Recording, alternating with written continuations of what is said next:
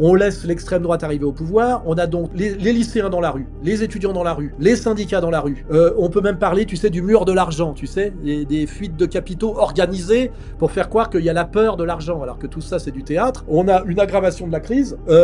Bardella est obligé de rendre son tablier assez vite, et on se dit après, on a tenté un moment de pouvoir fasciste, on est calmé pour les 50 prochaines années, tu sais, c'était pire que le reste. Donc de toute façon, je vois pas à quel moment il pourrait y avoir, tu sais, un espèce de gouvernement de redressement national qui serait quand même obligé de faire au minimum du Trump, tu sais, de parler de réindustrialisation, de parler de délinquance, de parler d'immigration. Les mondialistes qui contrôlent la France ne veulent pas de tout ça. Ils veulent bien, par contre, un Zemmour qui parle de tout ça pour créer un marché captif d'énervés pour que des gens puissent exulter, d'ailleurs des gens très jeunes, hein, genre en général cette sensibilité raciale, car je rappelle aujourd'hui que les mêmes sont assis sur l'antiracisme et qui ont ont fondé leur légitimité à partir du procès de Nuremberg, sont aujourd'hui en train de nous vendre comme composante numéro 1 du politique le racial, qu'ils appellent les musulmans, hein, mais c'est du racial, puisqu'on confond